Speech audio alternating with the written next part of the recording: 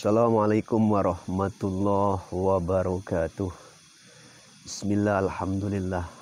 Alhamdulillah wa syukurulillah wa ala ni'matillah. Salatu wassalamu ala sayyidi rasulillah. Asyhadu an la ilaha illallah wa asyhadu anna muhammadan abduhu wa rasuluh alladzi la nabiyya ba'dah. Allahumma tuhni bihidayatillah wa bi syafaati rasulillah wa bi syafaati rasulillah wa bi syafaati rasulillah sallallahu alaihi wasallam wa bi karamati jami'il awliyaillah wa bi ma'unati jami'il ulamaillah wa bi thubuti imanina wa husnil khatimah. Allahumma salli wa sallim ala sayyidina Muhammad wa ala ali sayyidina Muhammad, amma ba'du.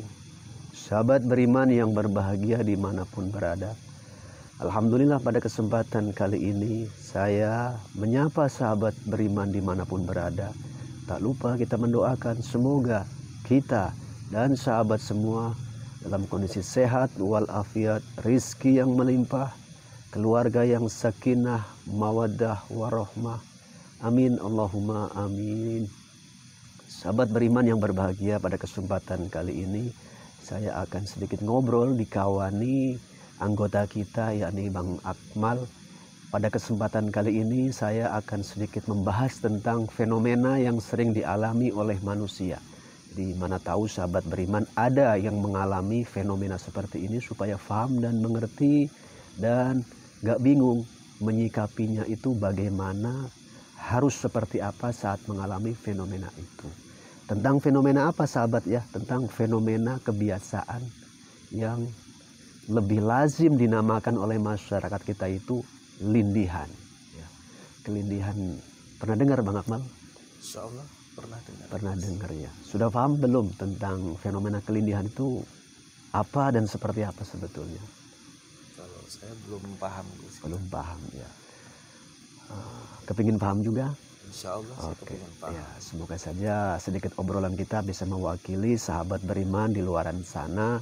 Mana tahu ada sahabat yang mengalami fenomena sejenis, supaya bisa paham dan mengerti dan bagaimana terbaiknya menyikapi fenomena tersebut. Ya.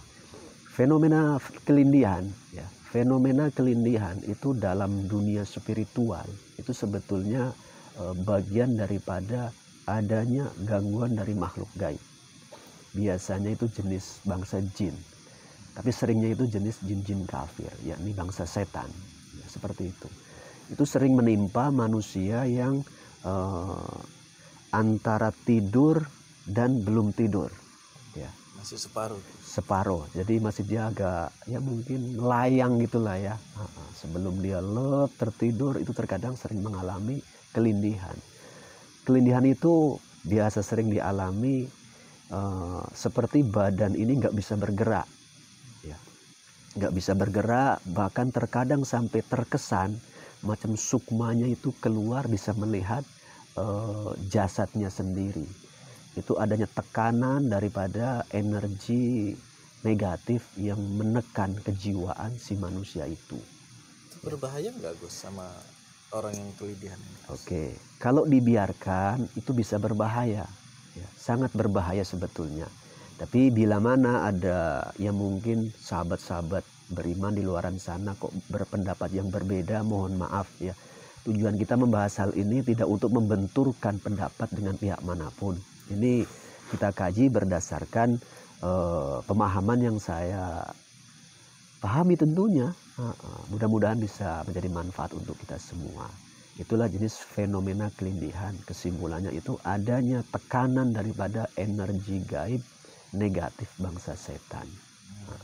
Caranya sendiri Gus ya, biar kita terbebas dari kelindihan apabila terjadi sama kita itu bagaimana? Oke, cara supaya kita terbebas daripada fenomena kelindihan, pertama, saat badan kita merasa terkunci, nggak bisa bergerak, merasa berat dan lain sebagainya, itu biasanya memang fenomenanya sedikit berbeda-beda. Tapi intinya itu, nggak berkutik kita dalam fenomena masa-masa seperti itu.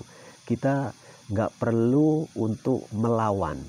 Ya, kita slow saja, santai, terkesan serahkan saja diri kita dengan keadaan itu, tapi tanamkan dalam diri kita itu tawakal, ikhlas, mohon pertolongan dengan Allah. Ya, mohon pertolongan kepada Allah, mudah-mudahan menjadi solusi. Selagi kita berontak, kepingin melawan, kepingin lepas dari itu tekanan himpitan, maka akan semakin kuat himpitan tekanan itu kepada diri kita. Karena energinya sudah menguasai kita. Energinya sudah menguasai kita dan itu berada di dimensi agak di bawah alam sadar kita. Iya. Jadi fenomena itu sebetulnya lazim, tidak hanya menimpa kalangan awam. Terkadang kalangan yang mungkin katakanlah banyak pengetahuannya, banyak ilmunya, terkadang mau juga menimpa. Dan itu malah lebih bahaya. Bila mana menimpa orang-orang yang memang merasa berilmu tapi belum tahu solusinya. Karena biasanya saat itu menimpa orang yang agak berilmu, dia belum paham solusinya. Dalam fenomena itu, kejadian itu dia akan mencoba merasa mampu untuk melawan energi yang menghimpit itu. Itu tiada guna. Ya. Dengan segala keilmuan yang difahami, dimiliki, akan digunakan untuk melawan, melepaskan diri dari belenggu energi tersebut. Itu nggak ada gunanya. Solusi terbaiknya yakni kita tenang, relax, nggak usah kita berontak. Mudah-mudahan cepat itu lepas. Jadi terus kita harus menenangkan diri, ya. Kemudian bertawakal kepada Allah. Kepada Allah. Ya. Insya Allah tekanan itu dengan sendirinya hilang. Hilang, mengendor dilepas, akan melepaskan ya dengan sendirinya. Mudah-mudahan lah. Tapi bila mana kita dalam kondisi itu kita ingat dengan Allah, bisa mengucapkan zikir dalam hati saja udah cukup, itu sangat bagus. Tapi bila mana tidak, kita pun udahlah, kita ikhlas saja, semacam menyerah dalam kondisi seperti itu, maka setan tiada berdaya. Ya. Tapi yang lebih utama lagi, bagaimana supaya fenomena itu tidak menimpa kita. Nah, ini mungkin inilah yang kepingin saya tanyakan tadi. Iya, salah satunya sebetulnya mudah juga.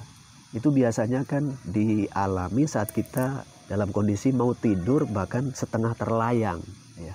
Afdolnya kita sebelum tidur coba biasakanlah ambil wudhu. Bersuci. Karena ngambil wudhu itu tidak hanya untuk saat kita mau mengerjakan sholat.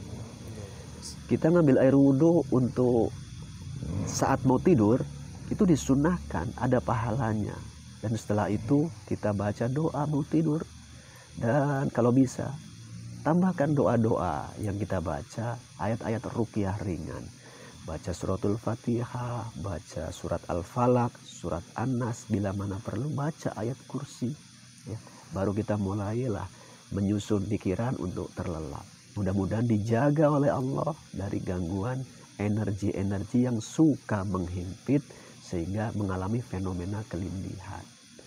Ya, baca apa tadi Gus? Surah Al-Fatihah. Surat Al-Fatihah, Al-Falaq, An-Nas.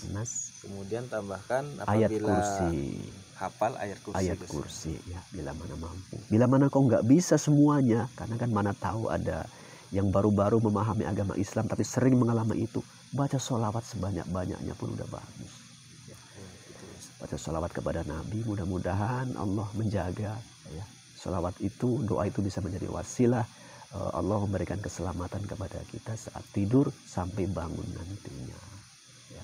Udah paham lah ya? Insya Allah. Oke lah ya, mudah-mudahan obrolan kita ringan dan sederhana seperti ini bisa menjadi manfaat buat sahabat beriman dimanapun berada. Dan tentunya saya perlu menyapa dan mengapresiasi sahabat beriman semua.